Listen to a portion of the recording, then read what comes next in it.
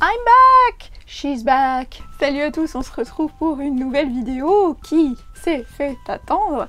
Je vous parle de mes dernières lectures des dernières semaines, puisque oui, j'ai quand même réussi à lire ces dernières semaines, même si ce fut assez compliqué à cause du travail, à cause des études et à cause du très peu de temps disponible pour moi pour arriver à avancer malgré tout. Bon, trêve de blabla, on commence tout de suite. Le premier roman que j'aimerais vous présenter, il s'agit du nouveau Jojo Moyes, Les yeux de Sophie. Alors, il est paru le 20 octobre dernier aux éditions Milady avec une couverture absolument magnifique.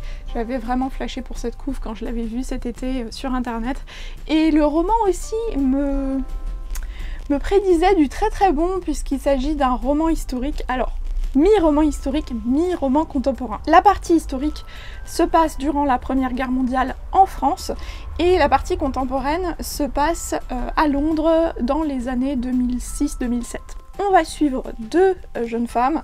La première qui a donc vécu durant la Première Guerre mondiale en 14-18 et qui s'appelle donc Sophie, qui vit dans un petit village français et qui subit de plein fouet l'arrivée des soldats allemands dans son petit village du nord de la France.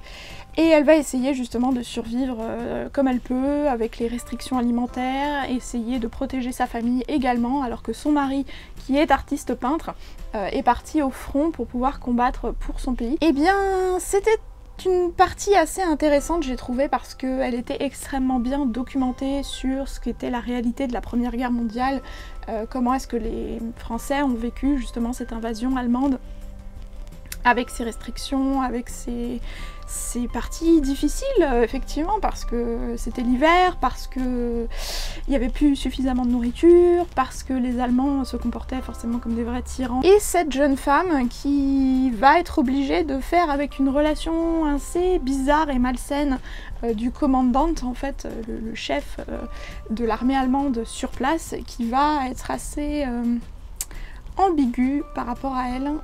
Il va, on va dire, avoir une tendance à observer le portrait qu'avait peint son mari d'elle de façon assez insistante. Je vous en dis pas plus. Et la deuxième partie du roman suit Liv, qui est une jeune femme qui vit à Londres, donc dans les années 2006-2007, qui a perdu son mari parce qu'il est décédé, et il ne lui reste plus de lui quasiment qu'un tableau. Le tableau qui représentait Sophie, justement, la Sophie des années 14-18. Et en fait, malheureusement, les héritiers du peintre qui a peint ce tableau, donc du mari de Sophie, réclament ce tableau parce qu'ils partent du principe que ce tableau a été volé durant la guerre et donc ils veulent le récupérer. Voilà, donc je vous en dis pas plus. C'est une énorme brique de plus de 650 pages.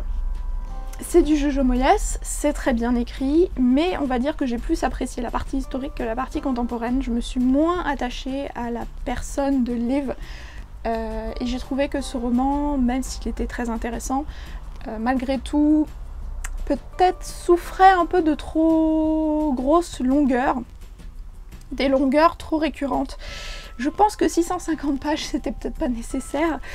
Je pense que honnêtement ce roman aurait peut-être bénéficié de coupe. Voilà, donc c'est une lecture que je recommande, je lui ai mis 3 sur 5 il me semble, mais c'était pas un coup de cœur. Autre roman que j'ai ensuite dévoré, j'ai commencé à le lire pour Halloween parce que j'avais une envie de roman bien creepy et j'ai été servie puisque j'ai lu Dans l'ombre de Stella de Alexandra Ciruri aux éditions Pocket Jeunesse. Ne serait-ce que la couverture, je pense que vous pouvez vous rendre compte qu'il s'agit d'un roman bien...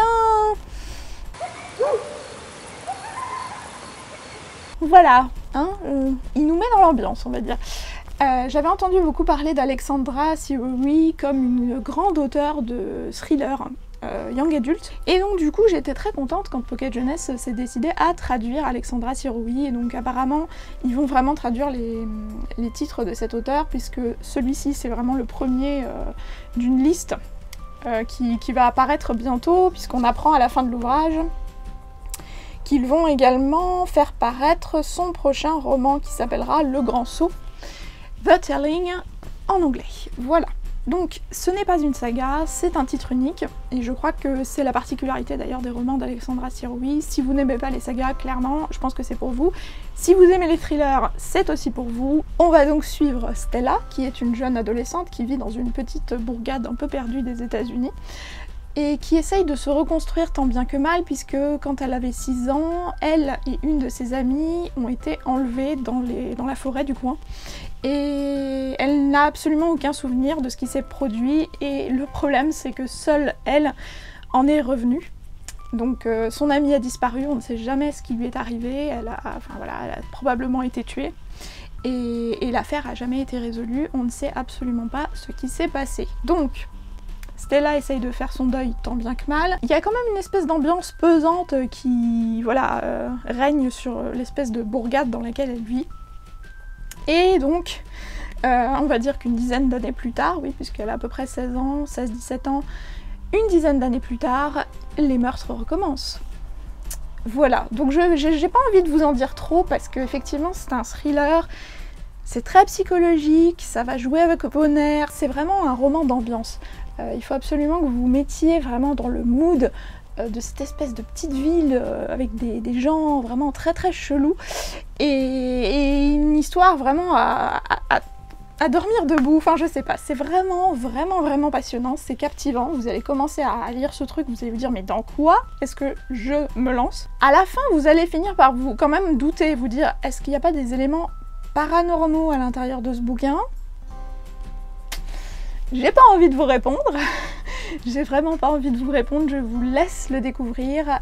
Je pense que voilà, vous pouvez passer un très très bon moment de lecture, même si c'est plus Halloween, je pense que vous pouvez le lire toute l'année, et clairement ça promet des petits moments de frisson et un grand moment de paranoïa, parce que je pense que vous allez commencer à douter de tous les personnages qui passent à travers cette histoire. Ça m'a beaucoup fait penser à Pretty Little Liars, parce que du coup vous ne savez plus à qui faire confiance. Voilà, franchement, je vous le conseille amplement. Il fait un peu plus de 380 pages, ça sera lu rapidement, je lui ai mis 4 sur 5, il me semble. Voilà. Autre lecture que j'ai commencé à partir de la rentrée. Ça faisait très très longtemps que je voulais me mettre à cette saga. Ça doit faire bien au moins une dizaine d'années que je me dis qu'il faut absolument que je me mette à cette saga. Et c'est enfin chose faite, puisque je suis fière de dire que j'ai enfin lu L'Assassin Royal, le tome 1 par Robin Hobb, l'apprenti assassin, aux éditions J'ai lu.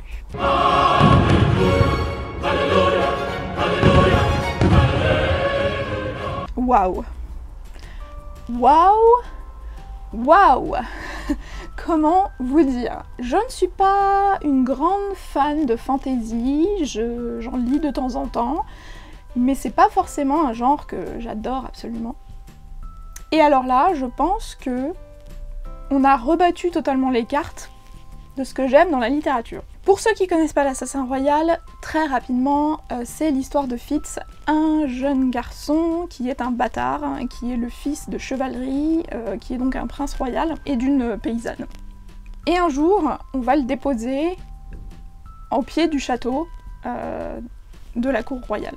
Parce que la famille de sa mère veut plus s'occuper de lui, et estime que c'est, après tout, à la famille royale de s'occuper de lui, puisque son père, après tout, l'a engendré. Et donc ce pauvre Fitz n'est pas reconnu par son père, mais malgré tout, eh ben, ils acceptent de s'occuper de lui, et donc il essaye de trouver sa place. Il grandit au sein de la cour, il essaye de comprendre un peu les tenants et les aboutissants de tout ça, avec toutes les manigances, vous imaginez un peu, qui peuvent se passer au sein d'une cour royale.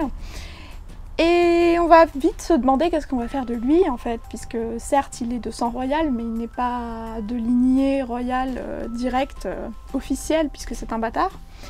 Et donc le roi va décider d'en faire son assassin, d'en faire son espion, d'en faire un peu son homme de main. Et donc il va grandir en apprenant tous les tenants et les aboutissants de l'espionnage, de la manipulation, enfin voilà, plein de choses. Alors vous imaginez un peu les grands secrets, les grands complots, etc. C'est absolument passionnant, j'ai vraiment adoré ce bouquin. Alors les 100 premières pages ont été un peu laborieuses parce que forcément je pense que comme dans tout roman de fantasy, il vous faut forcément placer le contexte, vous expliquer un peu le monde, vous expliquer la situation, vous expliquer les personnages. Mais passez ce cap, vous lisez ce livre, vous ne pouvez plus vous arrêter de le lire, c'est magnifiquement écrit et traduit pour le coup. J'ai trouvé que la plume de Robin Hobb, et donc du coup du traducteur, est vraiment extrêmement belle. Ça m'est arrivé de relire certains passages parce que je trouvais que en fait la formulation, l'enchaînement, la musicalité en fait des phrases était tellement belle que du coup j'avais vraiment envie de réapprécier en fait le style de l'auteur. Et franchement ça m'arrive vraiment, mais alors vraiment pas souvent. J'ai vraiment beaucoup apprécié ce bouquin. Autre chose que j'aime beaucoup dans cette saga, je trouve qu'il y a énormément d'éléments féministes à l'intérieur de ce livre. Dans le sens où certes c'est un personnage principal masculin, mais il est entouré de femmes, alors pas toutes, mais certaines, qui ont des rôles, des caractères, des fonctions et des aspirations qui ne sont pas les aspirations classiques de la princesse tout en haut de son donjon et qui fait un peu la potiche en faisant des travaux de couture. Vous avez, pour pas trop vous spoiler, par exemple, un maître d'armes qui est une femme. Vous avez parfois une princesse qui du coup va être mariée par alliance, etc. et qui en fait a vraiment des aspirations pour aider son peuple, pour faire des grandes choses, pour faire des choses de ses mains, vraiment pas rester là et faire la cour. J'ai trouvé vraiment que c'était très intéressant, tant sur la forme, tant sur l'histoire, mais aussi sur le fond et sur les messages que ça transmet finalement. Et je n'avais qu'une seule envie, après avoir refermé ce premier tome, c'est enchaîner sur le deuxième. Alors entre temps j'ai intercalé les lectures que je vous ai présentées avant, mais je suis super contente parce que j'ai enfin enchaîné sur le tome 2 que je suis en train de lire actuellement. J'en suis à 157 pages pour être exact, donc le tome 2 qui s'intitule L'Assassin du Roi. Et c'est toujours aussi génial. C'est toujours aussi génial, même encore plus génial que le tome 1. Il y a vraiment des relations qui se tissent, notamment avec des animaux.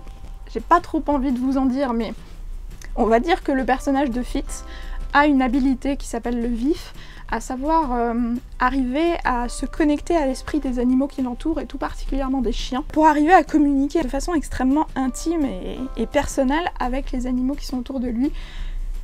Voilà. Bref, c'est absolument magnifique cette relation qu'il arrive à tisser avec les animaux, donc si vous êtes en plus de ça fan d'animaux, je pense que vous allez adorer ces romans. Vous avez compris, je suis totalement sous le charme de cette saga. Je pense que je vais me les enfiler très vite. Là pour le coup, en ce moment je suis dans le mood, si je pouvais ne faire que lire que ça d'une traite, je pense que je le ferais. Et au boulot, j'ai d'ailleurs réussi à mettre la main sur le prequel qui s'intitule Le Prince Bâtard et qui est le prélude à l'Assassin Royal. Ça revient sur tous les mythes et légendes auxquels on fait référence dans la saga principale. Ça fait 150 pages, quelque chose comme ça, donc je pense que ça sera lu également très vite. C'est vraiment un univers très riche et très intéressant en fait. Et autre chose que je voulais mentionner, si vous me dites que la fantasy vous n'êtes pas trop, que par exemple on le compare énormément au Trône de Fer. Sachez que si vous avez eu des problèmes avec le Trône de Fer parce que vous trouvez qu'il y a trop de personnages et que ça se passe à trop d'endroits différents en même temps et que du coup vous êtes un peu perdu, sachez que justement dans cette série-là, en fait, en tout cas dans ce cycle, vous ne suivez qu'un seul et même personnage. Donc du coup, vous n'êtes vraiment pas perdu à droite à gauche pour arriver à faire des liens. Donc franchement, si ça ne peut pas vous inciter à découvrir l'Assassin Royal, si ce n'est pas déjà fait, je vous incite fortement à y aller. Et bien voilà, j'espère que vous avez aimé ce petit point lecture. Certes, j'ai pas lu énormément de livres, je vous l'ai dit, c'était un peu compliqué en ce moment, j'ai énormément de choses à faire pour la fac, je travaille aussi selon un rythme assez soutenu. Dites-moi en commentaire si vous avez lu un des livres que je vous ai cités dans cette vidéo, qu'est-ce que vous pensez de l'Assassin Royal si vous l'avez lu, d'ailleurs ça m'intéresse également. Et puis voilà, moi j'espère que, comme d'habitude, vous allez bien, vous faites de bonnes lectures et je vous dis à très bientôt, je ne sais pas trop quand, mais à bientôt quand même, pour une nouvelle vidéo. Salut!